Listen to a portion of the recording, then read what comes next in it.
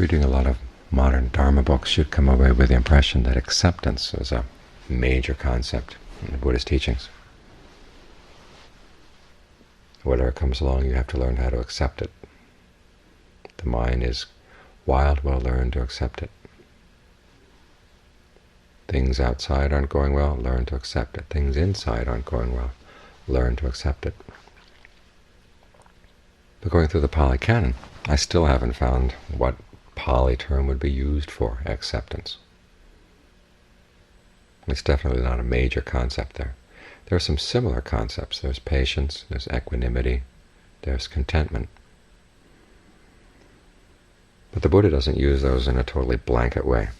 In other words, you have to be discerning in when to be content and when not to be content, when to be patient and when to be impatient, when to be equanimous and when to not be equanimous. The simple rule of thumb is that you're content with things as they come from the outside, but you're not necessarily content with what's going on inside your mind, what you're doing with the present moment. Make a distinction between the results of your past karma and the results of your present karma. Results of past karma you've got to accept, because that's the way things are. You can't go back and erase what you've done. But you can make a difference right here in the present moment, and that's not a place to be simply accepting of what's happening. If things aren't going well, you have to look in to see what you're doing that's causing them not to go well. The same principle applies for contentment.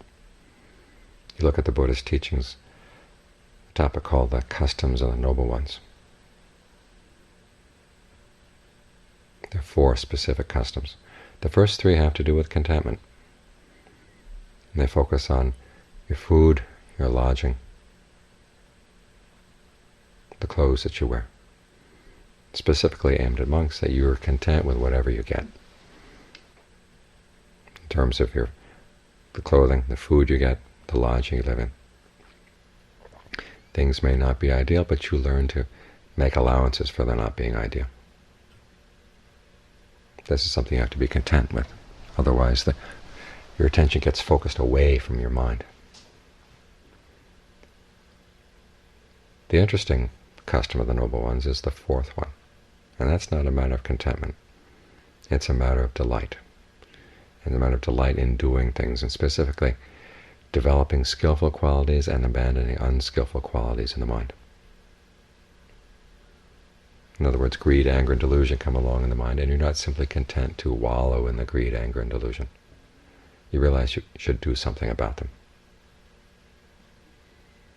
And this teaching on developing and abandoning is directly related to the 4 Noble Truths.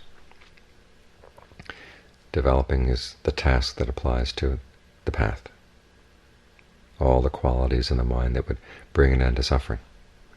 The abandoning applies to the 2nd Noble Truth, which is craving. You find craving, you let go of it. Each of the 4 Noble Truths has its duty. It's something to be done. The role of accepting might simply come in the area of accepting that something is suffering, not trying to deny the truth. Accepting the fact that there is craving in the mind, recognizing when it's there. But you don't stop with the acceptance. There's a further duty to be done. In terms of the suffering, you try to comprehend it, understand where is this coming from, why is it happening. When you see it's coming, you look for any possible craving that might be coming along with it. Because the craving is what underlies it. Craving together with ignorance, and that's something you want to abandon. You want to let go. You want to stop it. Let's put it that. Put it simply, the craving is something you're doing, and you learn how to stop doing the craving. As for the factors of the path, you want to develop them. Meditation is not simply a matter of sitting here and watching things come and go. You look at the Buddha's instructions on breath meditation. 16 steps in all. The first 2 simply say, be aware of the long breath in, long breath out, short breath in, short breath out. That's simply a matter of knowing, being alert. From the 3rd step onward, it all becomes a matter of training. You train yourself to breathe in a certain way. to be aware of the body in a certain way, to adjust the breath in a certain way. Third step is training yourself to breathe in, aware of the whole body. Now that's something you do. It involves an element of will. That whole body awareness is something you want to develop.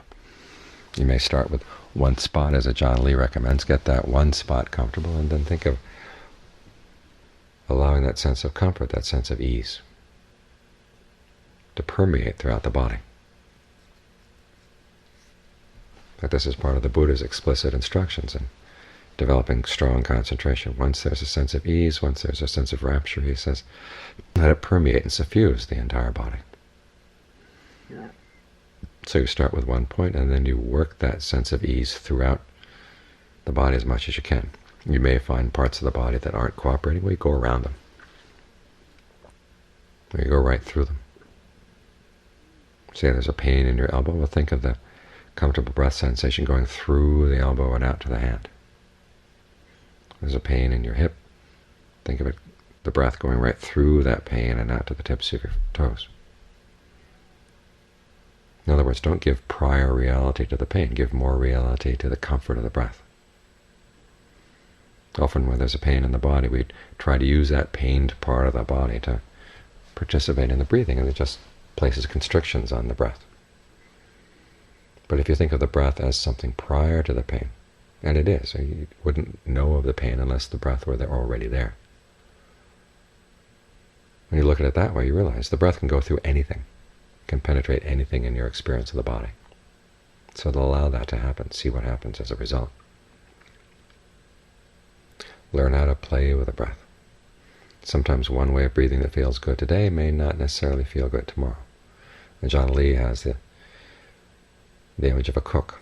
If the cook fixes the same food day in, day out, after a while the person the cook is working for is going to have to go looking for a new cook.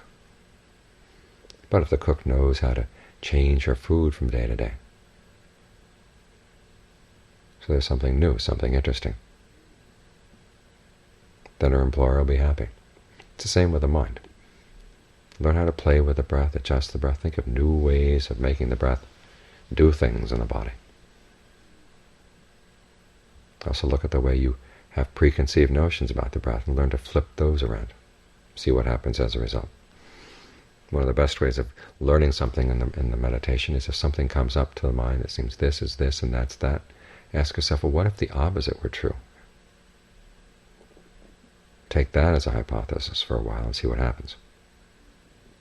And you learn to switch things around like this. Many times your idea of which is the cause and which is the effect turns out to be not right. If you switch them around, you suddenly realize that you can deal much more effectively with problems in the mind, problems in the body, dealing with the energy. So there's a lot to play here, a lot to work with. Remember, it's a doing. You don't just sit here and have to put up with whatever comes along in terms of the breathing. You may have to put up with things that come from outside, the noise the other meditators are making. Discomfort here, discomfort there that you can't do anything about. Those are things that you learn to content yourself with as part of that learning to adopt the customs of the noble ones.